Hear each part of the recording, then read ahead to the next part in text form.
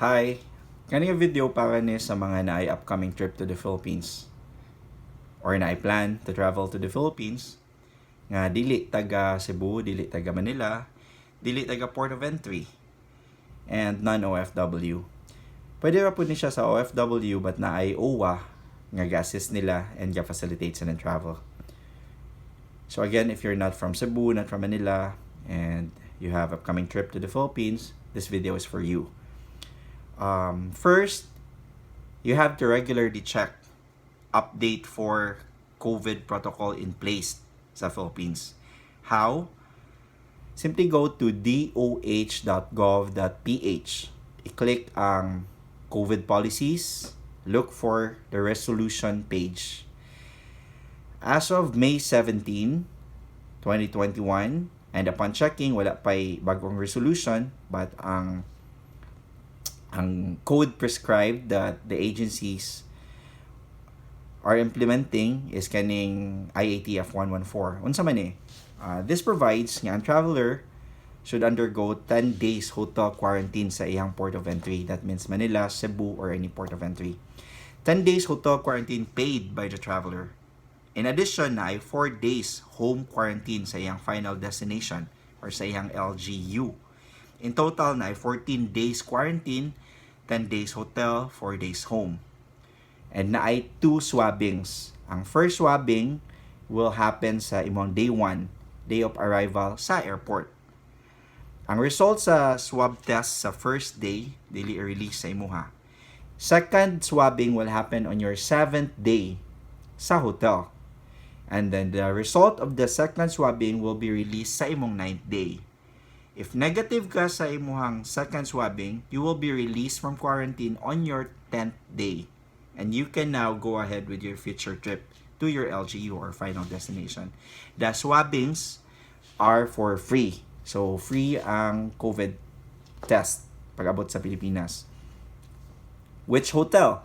If you are traveling to Cebu, check Mactan Cebu International Airport.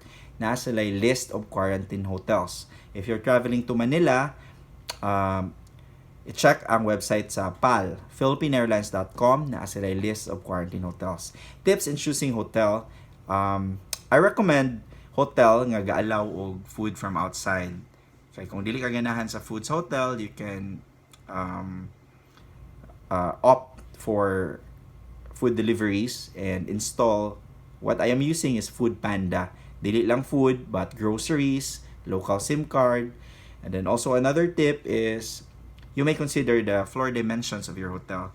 When you book with third parties like Agoda, makita nimo ang floor dimensions. It matters because when you plan your activity and do circuits, yoga, mas maayog spacious imong room. If not, then it's time to read that book.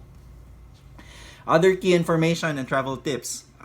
Airport check-in. Before pandemic, mag-ready lang man ta og passport and plane ticket.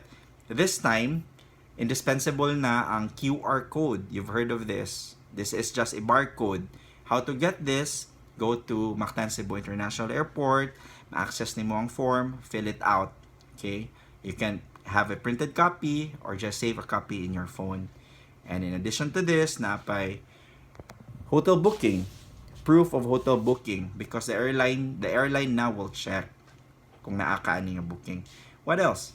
Depending sa imuhang airline or sa imuhang travel, if you have layover or directly flying to the Philippines. In my case, na ako'y layover sa Taiwan. And the airline required me to have a negative test, COVID test na issued 3 days before my flight. And other than that, napagyoy another declaration which I printed that I submit to the rules of the layover country, which is Taiwan.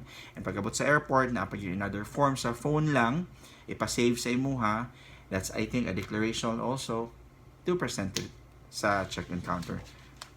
So, in addition to your plane ticket and passport, na barcode, then proof of hotel booking, depending sa imuhang airline, maybe na pa additional requirements, ilang isend through email, and that's additional forms. In flight, not so much. Expect na you have to wear mask always, except when eating.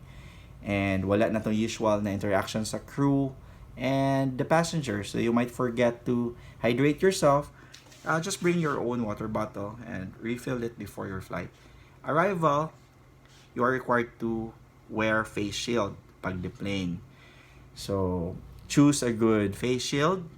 Make sure it doesn't moist too much because there will be additional desks. Unsa man ning mga desk. So before pandemic, immigration, you get your luggage, and then customs. This time, before immigration, na a special desk to check your barcode. Kung wala kay barcode, that's additional paperwork, and then you will be given your barcode.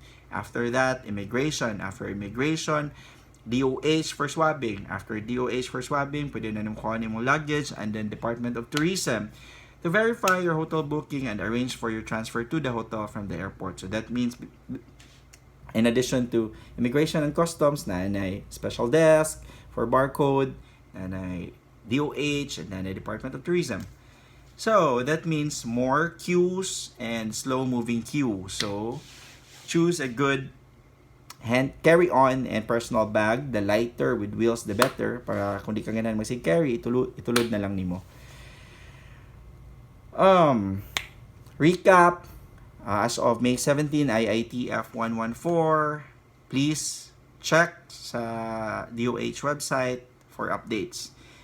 So, under IITF 114, 10 days hotel quarantine paid by the traveler, 4 days home quarantine, 2 swabbing free.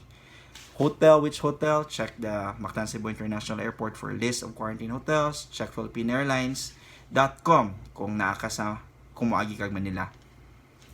So, vaccination. Walay law ang Philippines that you have to be vaccinated to be able to enter. Wala gi-enforce sa mga airline that you have to be vaccinated for travel. When you're going back to the US, walay law ang US that you have to be vaccinated to be able to enter. Except, siguro, if you are going to the US with a working visa. So, you have to check with your employer then. So, don't be apprehensive. Just make the necessary preparation. And I think you will be okay. My wife and I always remind ourselves that failing to prepare is preparing to fail. So, before I end this, shout out kay Nildi sa ihang panguyong. I hope this is helpful, guys. God bless.